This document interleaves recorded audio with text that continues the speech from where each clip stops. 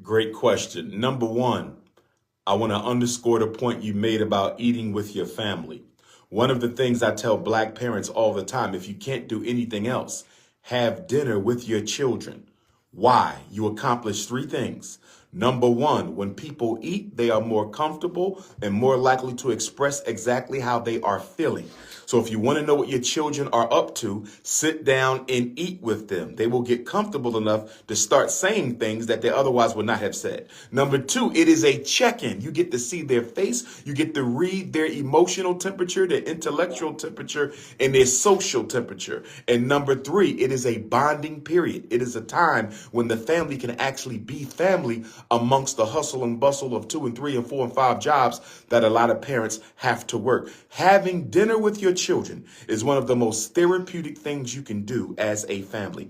In fact, when we look at the rise of the fast food restaurants, we see that the fast food restaurants came into fruition in the 1970s and especially in the 80s. That's exactly when the black family began to break down as a result of the economic castration of the black man and the mass incarceration of that same black man. So because women were now left at home to take care of the children by themselves, needing to work multiple jobs, children had to start eating by themselves without their parents at home. That's how McDonald's became so popular. Burger King, Wendy's, Checkers, all of these fast food restaurants in America were built on the backs of the single black female-led household as a result of the mass incarceration of the black man. But let me say this, as my ancestor Frederick Douglass said, whose 4th birthday we celebrated the day before yesterday. Y'all call it Valentine's Day. I call it Frederick Douglass Day.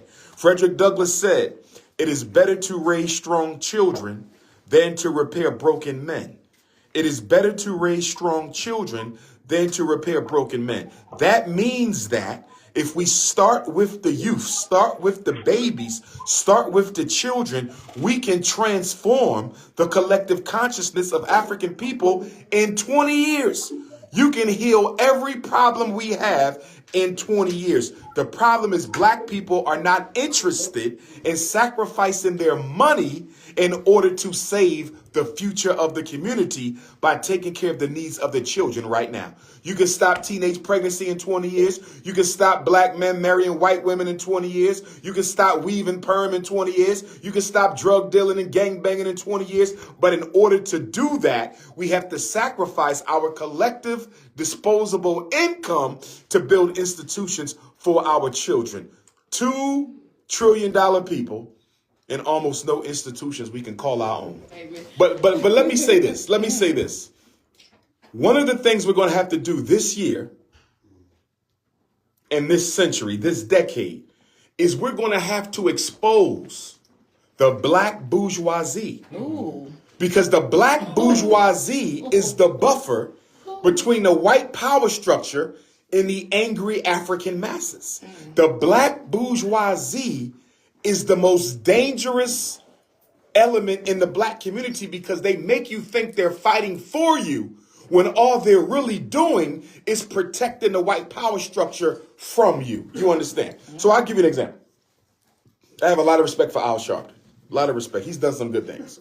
But Al Sharpton will never fight for some of the key things that we need fought for because he's financed by those same entities. So his organization, the National Action Network, they get money from one of the leading teacher organizations. So Al Sharpton is never going to fight for changes in the school. His organization gets money from a lot of the leading unions in New York. So he's never going to fight for the opportunity of black men to get hired for these union jobs because the white unions are paying him. And this is why when you see Al Sharpton, most of his attention is focused on police brutality and voting. And the reason why it's focused on voting, because voting is safe. White folks are not threatened about black folks voting. Let me say that one more time. You can vote for the rest of your life. Nobody cares about black people voting. Let me just say, listen, if voting could change anything in the black community, voting would be illegal. I'm going to say it one more time. If voting could change anything in the black community, voting would be illegal. But guess what the white power structure has done?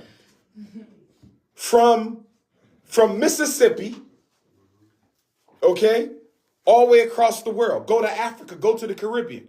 The white power structure has effectively taken our attention off of the wealth, off of the resources, off of the economics, and put it on voting. So we're not even paying attention to who's controlling the power. We're not paying attention to who's controlling the money. We're not paying attention to who got all the businesses, because they have convinced the whole African world that democracy is your solution. If voting could change anything, there's no need for revolution. Why was there World War I? Because obviously voting don't work all the time. Why was there World War II? Why was there African revolutions? Why was there a civil war in this country? Because you cannot vote for justice. You got to fight for justice. You don't vote for equality. You fight for equality. You understand me? Dr. King had to fight. The civil rights movement was a fight. The abolitionist movement was a fight. And I say this to black Negroes all the time. Name me one thing black people got that we got through voting. Everything we got, we fought for it. You got free through fighting. You got a Jim Crow through fighting. You got the Civil Rights Bill and the Voting Rights Act through fighting. Yes, Congress voted and approved it, but that was just the icing on the cake. The war was won in the streets. Nothing beats street organization. The American Revolution started from what? A street revolution. Don't nothing happen in the walls of Congress. It happens in the street, and it gets forced into Congress. Woo! Baby, that microphone on fire over there. But the black bourgeoisie is telling you what? Just vote. Yeah. And the preacher is telling you, just pray. And the community-based organization funded by white folks is telling you, just march. So you're going to keep on praying, keep on marching, keep on voting, and nothing going to change. All right, we got another call. Come on, Carla, talk to us. It's hot in here, baby. Listen, what do we know about mental health? Basic mental health. My doctorate is clinical psychology. Disease untreated is a disease that gets worse. We've been off the plantation for 155 years. No healing, no therapy, no treatment. If you're depressed and you don't get no help for your depression, I come back 5 years later, it's going to be worse. Mm-hmm. If you have anxiety disorder, if you're schizophrenic, if you bipolar, if you borderline, and we don't treat it, I come back a few years later, you're going to be worse. So why are we surprised that black people are more dysfunctional now than we've ever been? Mm-hmm. This is the worst American African in the history of this country. You cannot show me another group of Negroes as dysfunctional as we are.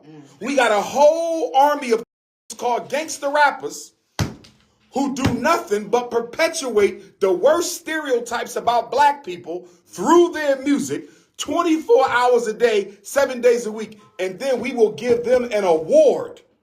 We will give them an Essence Award, an NAACP Award, a BET Award for doing what? Reinforcing negative stereotypes about black folks. We are totally dysfunctional. We got a black church that is robbing the ghetto blind, and then got a nerve to say support black business when they not building no black businesses. Any church that takes in $250,000 a year or more must be hiring black folks. If you're not helping anybody feed their family and you're taking in $250,000 a year or more, you are not doing God's work. You're doing the devil's work. Bam. Black church, one of the biggest problems we got. And I ain't got an issue with Jesus, but I got an issue with people who claim they serving the Lord, but you're not doing nothing for black folks. How is it you so comfortable with black people catching hell and you claim to be helping them get to heaven? Boy.